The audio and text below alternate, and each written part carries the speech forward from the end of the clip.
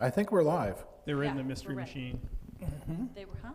They were in the mystery machine. Mystery machine down by the Where are river. my glasses? Where are my glasses? No, I can't see. when I've Don't got my wiggle the mask. wicker Oh, chair. no. I'm like, I was sitting back in it, and I need to find a different chair Yeah, that because looks this one's a little froggy. so. No technical difficulties no today. technical difficulties I like it. yet. Let's see. Although I'm not getting a thing that says we're live yet. Where's my notification? There it is. Just now. Just now. Because I like to rock back on my Betsy chair. and Debbie Loso are here already. So Can Betsy hear Way me? to be punctual. let us know if you can hear us. Much better. You're gonna break a chair. Eventually. At least we'll have a blooper and outtake. There's probably a lot of outtakes, but we'll have a real blooper. Our lighting is still a little like Halo-ish. soft and halo-ish. Yeah, it's interesting. It shouldn't be because it's I know. cloudy out today. I know. Well, Jesus really isn't in this picture. I mean, he's always in the picture, obviously, but Wherever 2 or 3 are gathered. yeah. And we have 5 on with us. Nobody said anything about sound yet. Can you hear us? We're all going to start working on our sign language. We're gonna, yeah. Good morning. You sound good. Oh, yay. Yay! So announcements. We got some? Do you? Yeah. I've Go got ahead. A list. Well, one maybe Russ wants to talk about for this Saturday, the food drive. Oh, scouting for food. The scouts are collecting food at Trout's. Yes, from So, That's a good question. 9 to 1, I think. 9 to 1, that sounds right. So just drop it off there and they will take care of it. Yep. They're not coming around to your house, so Nope, you got to No bring bags you on gotta the go mailbox. to them. No bags in the mailbox, on the door frames. You got to fill your bag from your house and drop it off at Trout's from 9 to 1 on Saturday. And I think I saw Safeway, another unit is doing. Yeah, I think the same time. 1070, I think, is doing Safeway. Yeah, so look around. There's places. The food bank needs your help. Your help. Your help. Anyway. Sunday school for adults. That's Sunday your school for announcement. adults. I think we're going to try to start that at 11 o'clock on Sunday. That way, because we have communion and stuff, that we'll probably go till close to 10:30, and then we'll do that. Depending on how long that sermon is. He got a little windy last week, but It was good, though. you know, I'm working on mine for this week, and hopefully it. Do you have any teasers? I was going to say there's probably a teaser somewhere in here. It'll come to you. At some point during our discussion, I'm sure something will fly forth. Betsy said we could be a little louder, just FYI. We could. Well, that was uncalled for. See, this is not Sunday school for That's- adults. Not Sunday school for Have adults. an adult in charge. Led That's by right. an adult. So speaking of children's faith formation, we have videos at 11 a.m. With a story for the week and then some activities that you and your family can do at home. Please feel free to share. Let me know if you would like the worksheets that go along with it or a written list of the activities. I can't, because of copyright issues, I can't just Put it put on the worksheets out there for the internet's access, but I can email them to you. We do have that.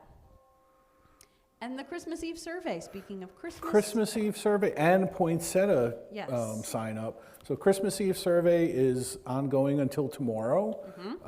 Right now we've had about 53, I think, responses back with That's really good for us. yeah, more than half saying that they were going to participate in worship online, so virtually, and about 45% have responded that they want to do the worship service at 7 p.m. So Okay. So we looks like once we close the survey tomorrow, that information will be given to Worship and Arts, and we'll move on from there. so cast your ballot so it can be counted. No. I'm not saying We're not- anything. We're not going to I crack had that to. open It was today. like bubbling It was up. laying there. I wanted to know. say there's like 50 I votes hanging out in the had to say sacristy, but No, they're all. I need a reprieve from all of that on Thursday from noon till whenever. and there's also a sign up for poinsettias for Christmas Eve worship. So we have the choice of either red or white. And you can sign up the same way. The link is out there. If you have trouble with either the survey or the link for the poinsettia, call the office and we'll facilitate you getting in. Yep. And those links can all be found on the website, stpaulslutheranchurch.org, all spelled out. Yep. No punctuation. I have to say, I looked at the weekly Wednesday, and I may have not really looked at it for a couple of weeks. I think it looks really good. Joanne has been doing a tremendous job with I was that. like, wow, this is pretty fantastic. So I mean- if Yeah. you haven't looked at it, You know, should. you don't really care about the information. It looks really cool. So Yeah. at least you get that. She's been working on that, and We the have a new software the- program the that makes epistle- it nice. she's been really diligent with that. And a little shout out to Joanne for doing that, because the last epistle, she didn't get a lot of information until like the day before we were gonna put stuff out. So if you have items for the December epistle, the deadline is next week, is the 18th.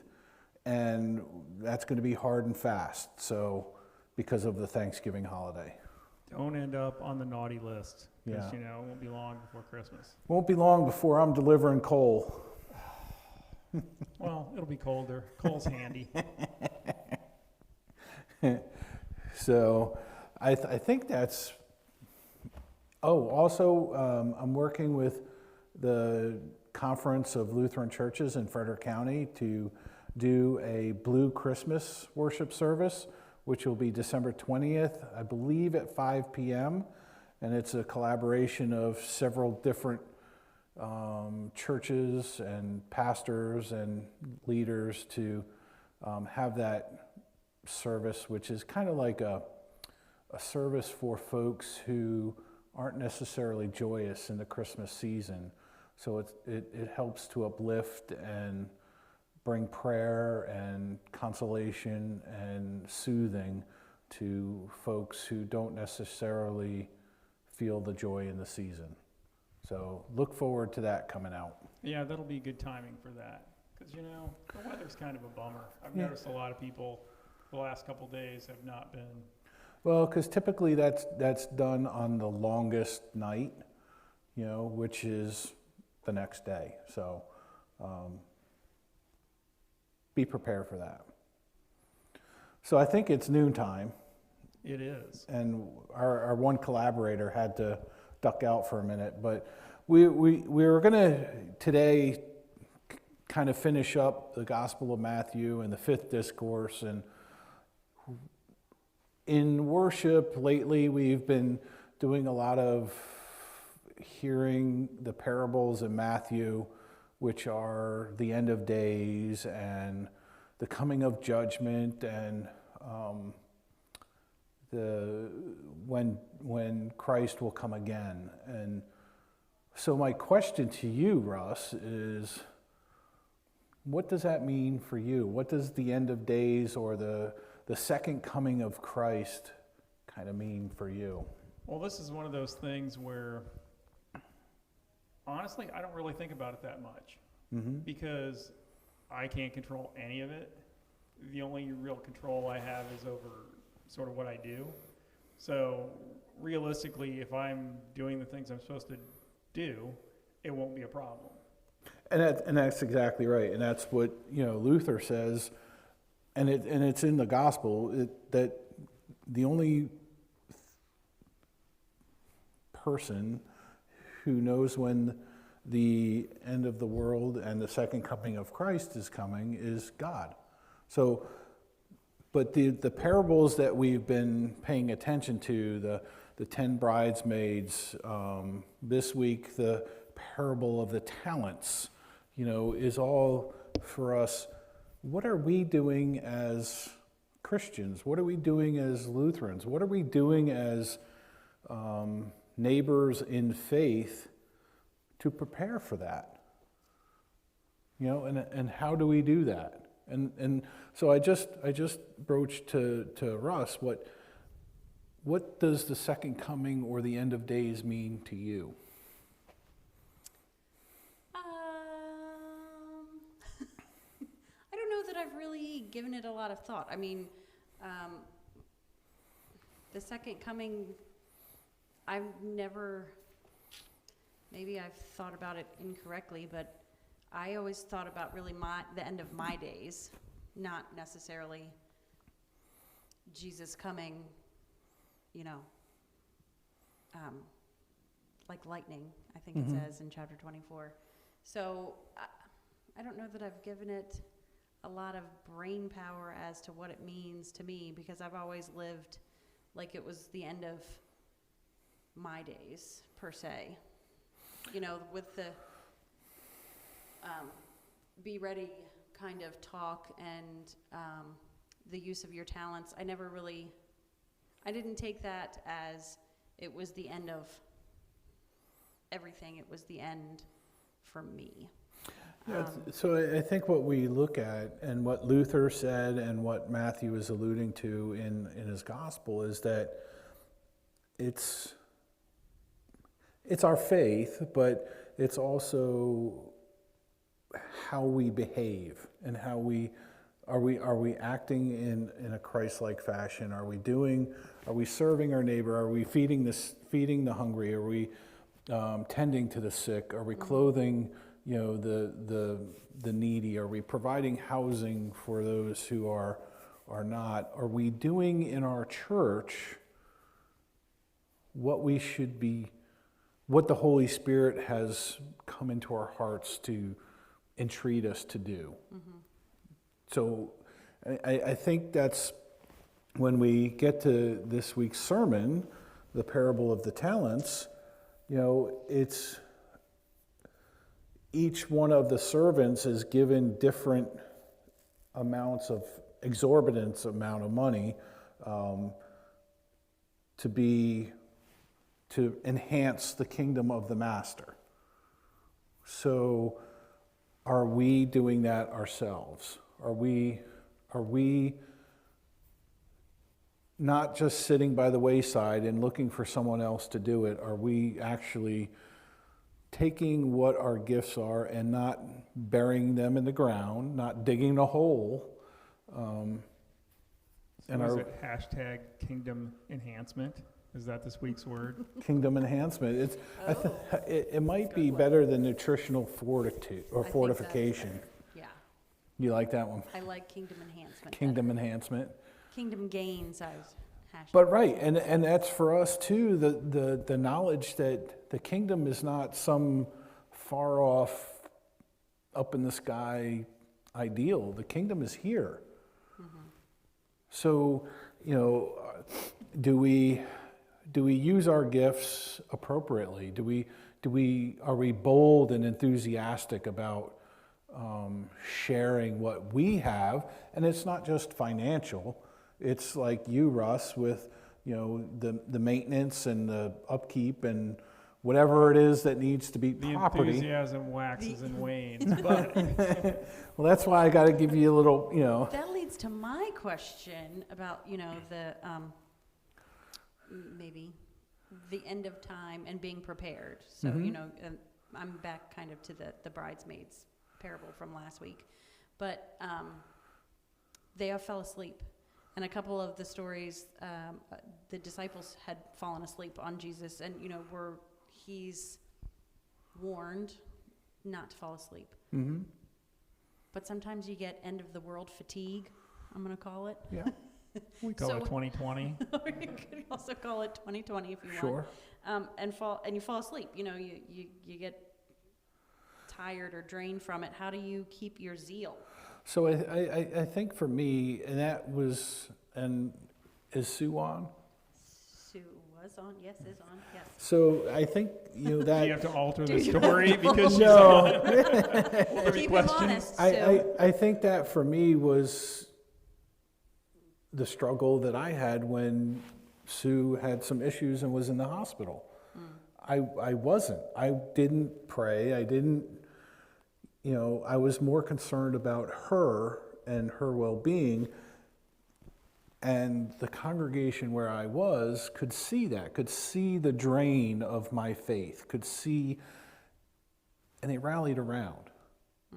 And, here's this, here's that, we love you, we want you to, and that really is what I think it is. It's our community of faith that helps us to stay awake, and encourage and support and point out your gifts for you that you have that you should be sharing. So I think that's really, for me, what it is.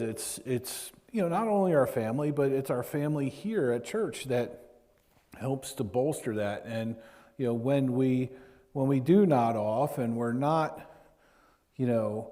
going boldly or enthusiastically out there, that we are there to be that support mechanism to say, okay, I understand you're tired. So community, your answer to that is? I think get it yourself is. into a community. Yeah, and I think, you being a part of that community, you do that as well. If you see somebody that, may not be, or may be struggling, then we're there. We're there to be the one bringing that extra oil so that you can feel the faith of. So we should share the oil. Well, see that's where. That's where I was kind of. It's always about the oil. It's always about the oil. I struggled that. I think I have used the oil example more in the last week than I ever have in my whole life. So I think that's one of those situations where that the oil in the story is for a certain point, but we're taking it in other directions that story particularly wasn't necessarily meant to. Right, and that's kind of where I struggled with that parable last week in my discernment was we can share our oil, but we can't give you our oil. You see what I'm saying? Good one. It's a I little. like it. Yep, he's got that one. That one's good. In the holster. Check.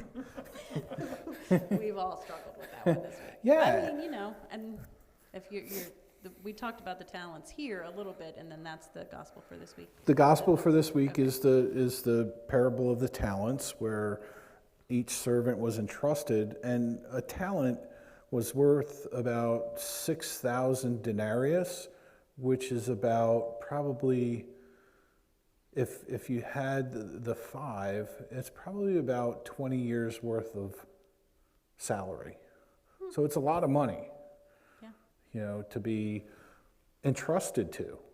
And realistically, that's, and I've been toying with this, and and in the parable, the first 2 servants, the first one is given 5, the second one 2, and then or 3, and then the third one 1. I don't know. I thought it was 10, 5, and 1. Well, you can kind of understand in that context, because if you read that and you see talent, you're like, okay, well, it's a talent. It's one talent. Right. But if you say 20 years salary, then you're like, wow, so that, that's a lot. Somebody comes up and says, here's, whatever, here's $500,000, and I'm a hard man, and I am, and I don't. Well, that's the strange thing about that. That makes more sense than why that guy would be scared and go hide it. Yeah. But see, that's the strangeness of that whole passage, is that nowhere before that and in that passage, until the third servant says that, is that the master is anything but generous and loving. So it's just his perception of the perhaps. master, perhaps. But maybe he's also the iffy servant. And maybe he's a hard man because he earned some of that, and maybe that's why he's so foolish. And maybe but see, the plot thickens. And it's weird because back in the rabbinical law, burying your treasure was an accepted form, because once you did that, you couldn't be held accountable for it being lost. So, Buried treasure.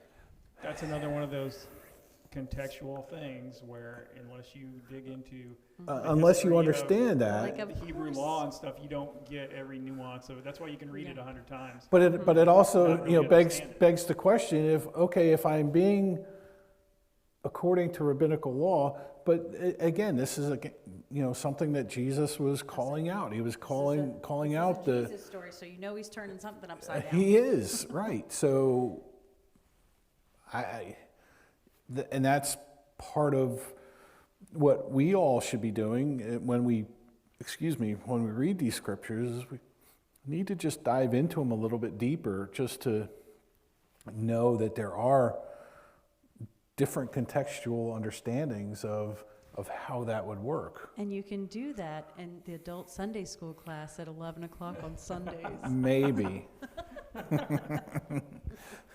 Just throw that out there too. Why like not? Like we planned it. Everything's connected. Everything's connected. Yeah, and it's going to be very participatory, so come prepared. See, now you had the. Hey, we're used to Post-it notes and They're no cards get handed out and everybody's eyes roll. and like, oh so no, they're participating. prepared.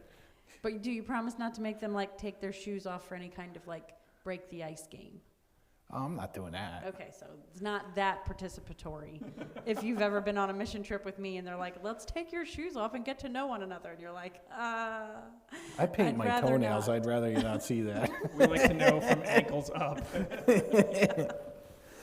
But and that's really the struggle that we have, and it's not really a struggle because when we talk about the end of days and we talk about the second coming of Christ, it's really for us all about preparation.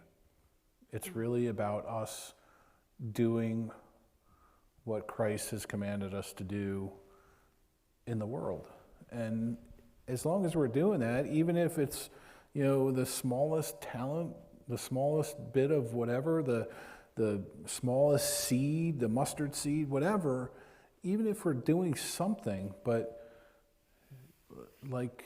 Well, really, this year, if you wanted to get started on your path to reaching out to people or doing something easy, I mean, there's plenty of people that are in need of an encouraging word. yeah, absolutely. Or the food bank. Go to Trout's and drop off a can this Saturday.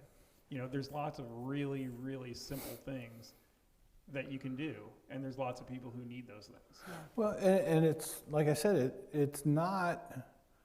Well, yes, we would certainly appreciate, and we do, and we have appreciated the stewardship financially that this congregation has shared over this past year. It's been very, very uplifting to me to see that, but it's not just about money. It's about sharing your love and your care and your diligence and looking out for our children and your love for this building and the building across, or your not so much love. Love/animosity / love again. Love-hate relationship, Love-hate. right? Can't have one without the other. Like Ed Cheney. Ed Cheney talked to me the other day about trying to find someone who wanted to learn how to be a building checker because he wants to be able to pass that knowledge on. So if you want to learn how to do that, see Ed. But that's or if you just miss being in the church, you want to be in here by yourself. This is a perfect opportunity. That's right. Be a building checker. right. So and that's the thing. It's not just about money, which certainly is important, but each one of us has different gifts that have been given to us by God, and gifts that have been given to us in abundance. And that abundance needs to be shared and not buried in a hole. And everybody's gift is different. That's right. That's what makes it so.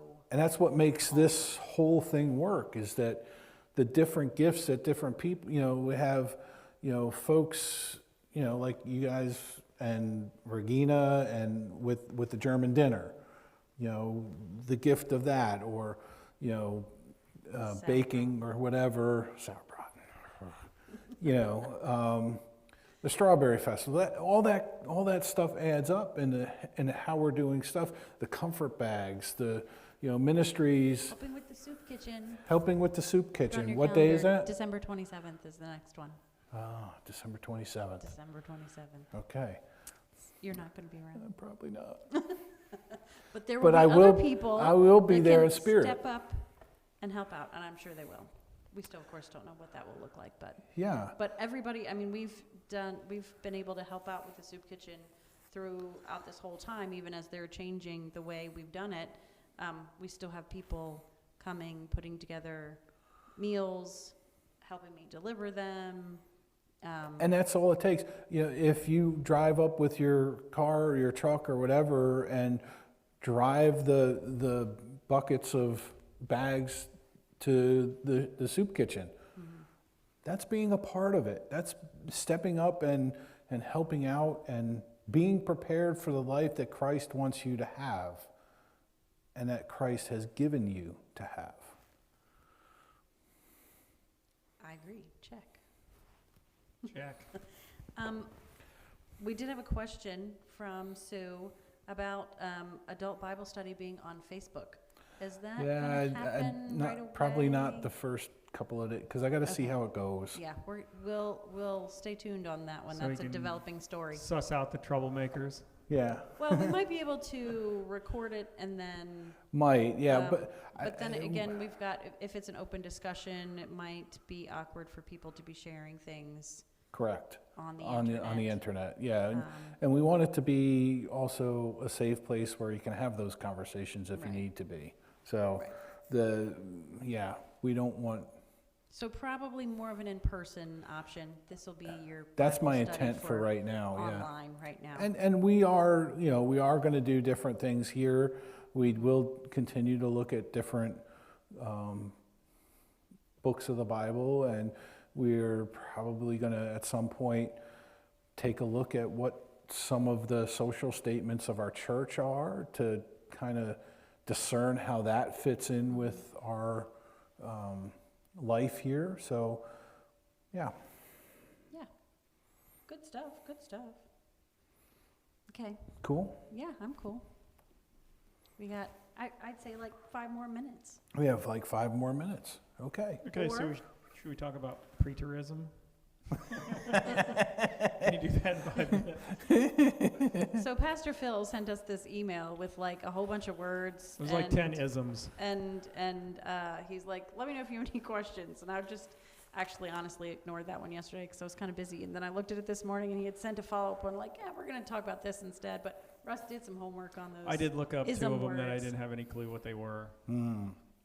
They were interesting. So I mean, there's different studies out there and different classifications of how people have interpreted the second coming, and idealism, preterism, historicism, futurism, and they all revolve around what does it mean to be the end of times? How does that look?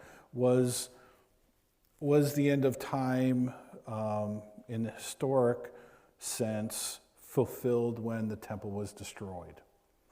Was that Or when? we're still waiting for that. Well, That's- yeah. or is that So that's futurism? futurism and preterism, and idealism is that it can't really be identified yet, which is something that Luther said. Because it goes right back to Matthew. We're not going to know. We don't have that knowledge. Sure. And even Luther he was listening to some of his friends who were trying to identify the end of days and when exactly it was going to happen. And he started to listen to one person and then realized that he went back to where his home is. He went back to Scripture, and it said, you can't do that. Even though he did that, like kind of some of his playtime, so to speak, he determined that the end of time was probably not until the 5th or 6th millennia. So who knows? What are we basing that on? He's got a whole Mayan chart. calendar? Math. No, he's got a whole chart and figuring it into different items. But if you think about it, you look at back in when the temple was destroyed, there were, famines, there were, all sorts of disease, there was this, and then the temple destroyed, okay? And then you look at the time of Luther, because Jesus said there will be signs, right? So in Luther's time, there was the plague, there was the invasion of the Turks into Germany, and all sorts of things that kind of alluded. I think there was may have even been a flood.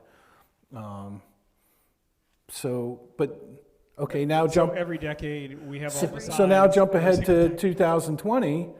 We have fires. COVID, we have fires, we have hurricanes, we have So is it just a constant cycle to kind of bring us back to realize we really need to be prepared? Yeah, that goes back to chapter 24 again. That those things they will come, but those aren't necessarily right. right. And there's only one entity that knows when it's going to happen. Right. So have your oil. So be like a Boy Scout. Share your oil. Share your oil.